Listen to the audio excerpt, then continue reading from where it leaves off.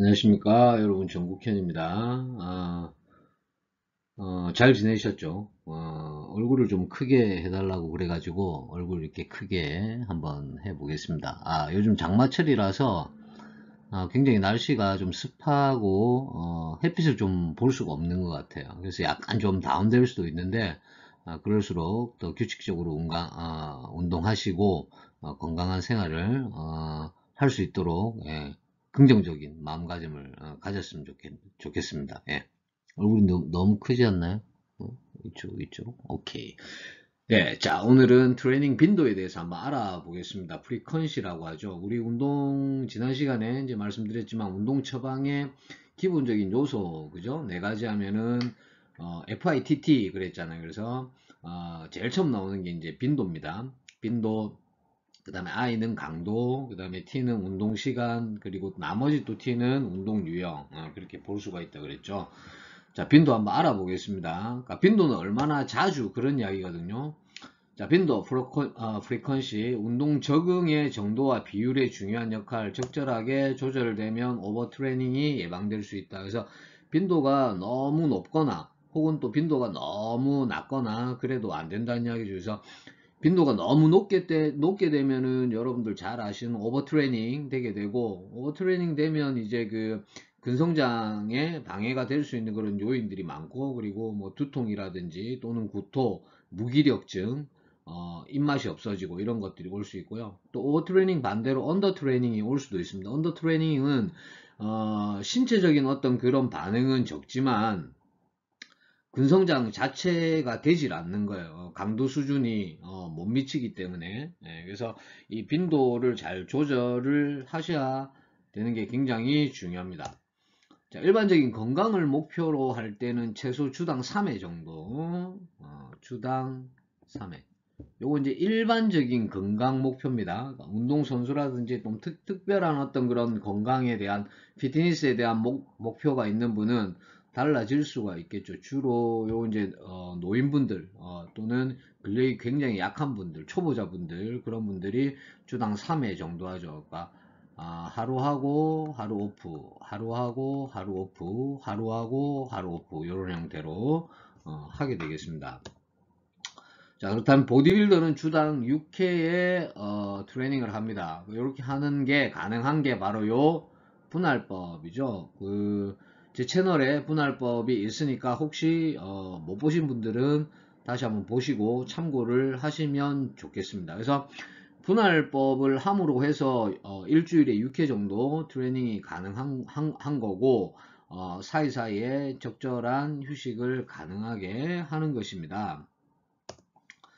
자, 매우 많은 빈도는 오버트레이닝에 문제가 발생할 수가 있고, 매우 적은 빈도는 운동 효과를 얻을 수 없다. 그래서 매우 적은 빈도는 운동 효과를 얻을 수 없다. 이거 뭐라 한다고 그랬죠? 언더 트레이닝.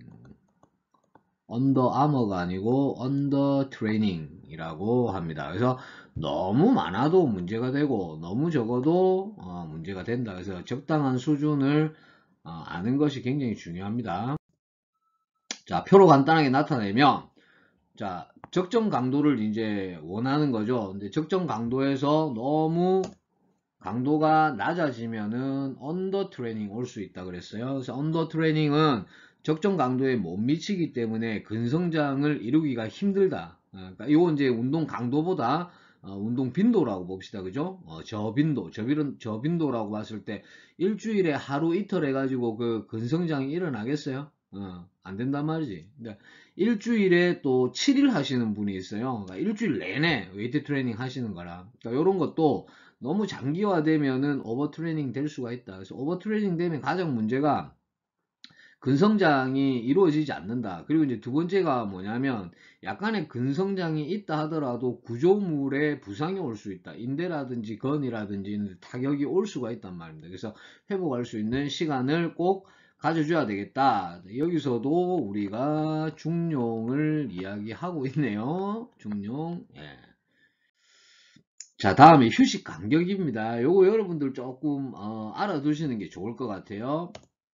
자, 휴식 간격이라는 것은 각각의 신체적 활동 사이의 시간을 이야기한다. 어, 세트 사이의 간격일 수도 있고요. 여기서 이야기하는 거는 이제 오늘 운동하고 내일 운동하고 그런 어떤 그 간격을 이야기하는 의미가 조금 더 크겠습니다. 자, 우리가 고강도 운동을 하면 우리 몸에 어떤 반응이 일어납니까? 일단 에너지가 고갈되겠죠. 한정이 돼 있단 말이에요. 이제 에너지 시스템에서 보면 ATP, PC 시스템이 그럴 겁니다. 그 다음에 젖산이 축적이 되게 돼 있죠. 젖산이 축적이 되게 되면은 셧다운이라는 게 일어납니다. 근육 활동이 안 된단 말이야. 이거 이제 레그 익스텐션 할 때 여러분들 레그 익스텐션 계속 해보면 한 15개쯤 넘어갈 때 굉장히 근육이 아프죠. 그 번이라고 그러죠. 타는 듯한 느낌. 그리고 또 조금 몇 회가 지나가면은 더 이상 레그 익스텐션 할 수 없단 말이지. 그 젖산의 축적 때문에 그런 거거든요. 그럼 이제 거기서 끝낼 게 아니고 운동을 계속 해야 되잖아요. 이제 운동을 계속 하려면 뭐가 필요해? 재인산화 과정이라는 게 필요해요. 요거는 우리가 그 ATP가 에너지를 내면서 ADP하고 뭡니까? PI로 분해가 되죠. 그러면서 에너지를 방출하잖아요. 그 방출된 에너지에 의해서 액틴과 미오신이 결합해서 근수축이 일어나는 원인이 되는데, 자, 요렇게 갔다가 다시 ATP를 만들어야 되잖아. 요 과정이 다시 거꾸로 요렇게 와서 ATP를 만드는 거예요. 그래서 요거를 재인산화 과정이라고 합니다. 자, 그 다음에 젖산 제거, 젖산이 제거가 돼야 되겠죠. 그렇기 때문에 젖산이 제거되려면 어떻게, 물론 유산소소 활동을 통해서 젖산을 다시 에너지화 할 수도 있지만 휴식이라는 게 필요하죠. 휴식 간격. 그래서 젖산 제거 때문에 휴식을 조금 취해줘야 된다. 그러면은 과연 얼마만큼 휴식을 취해야 되느냐, 그게 관건이란 말이에요. 이게 유산소 운동하고 무산소 운동하고 좀 다릅니다. 그래서 유산소성 운동의 휴식 비율은 1대1에서 1대3이에요. 자, 그리고 무산소성 운동과 휴식 비율은 1대3에서 1대12예요.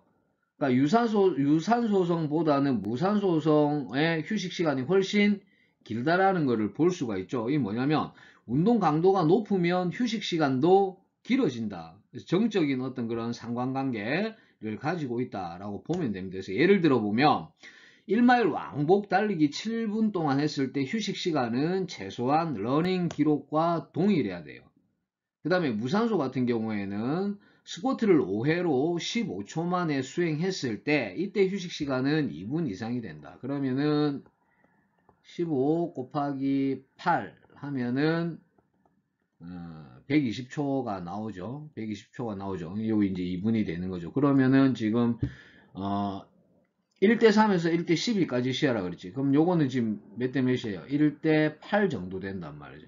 그 이상이니까 개인의 어떤 체력 수준에 따라서 더 늘어날 수도 있다는 거죠. 그러니까 요걸 알고 여러분들이 세트 사이에 프로그램 작성할 때 휴식 시간을 조금 보시면 되고, 그리고 휴식 간격을 설정하실 때 가장 중요한 거는 개인의 체력 수준이에요. 네. 자, 요거 이제 간단하게 표로 이렇게 나타내 보면, 자, 유산소성 트레이닝은 1대1에서 1대3이 된다. 휴식 간격. 무산소성 트레이닝은 1대3에서 1대12가 된다. 그래서 이게 앞에 있는 1이라는 수치는 요거는 운동량을 이야기하는 거고, 그리고 뒤에 있는 이 3이라는 숫자는 휴식 시간을 나타내는 겁니다. 그러니까 비율을 나타내는 거죠. 비율. 그래서 쉽게 이야기하면 여기서 자, 이 1이라는 거는 우리 그냥 1분으로 봅시다. 무산소 트레이닝을 1분 했다. 물론 좀 말이 안 되긴 하지만 1분 동안 무산소성 트레이닝 하면 되게 힘들겠죠. 자, 1분 했다. 그러면 휴식은 3분을 가져줘야 된다는 이야기예요. 쉽게 이야기하면 1초를 했다. 그럼 3초를 쉬어줘야 된다는 이야기입니다. 그래서 요거는 지금 1대 1대 3에서 1대 12 이렇게 나와 있잖아요. 요거는 이제 강도 수준에 따라서 달라질 수 있다는 이야기입니다. 그래서 요걸 참고로 하고 운동을 하시고 프로그램 작성할 때도 참고해서 작성을 하시면 좋을 것 같습니다. 자, 오늘 그 운동 빈도하고 휴식 간격 알아봤습니다. 그래서 요걸 잘 한번 검토를 해서 여러분들 프로그램 작성 또는 다른 분들의 프로그램을 작성해 주실 때 참고로 하셨으면 좋겠습니다. 자, 오늘은 여기까지 하겠습니다. 감사합니다. 다음에 또 만나요.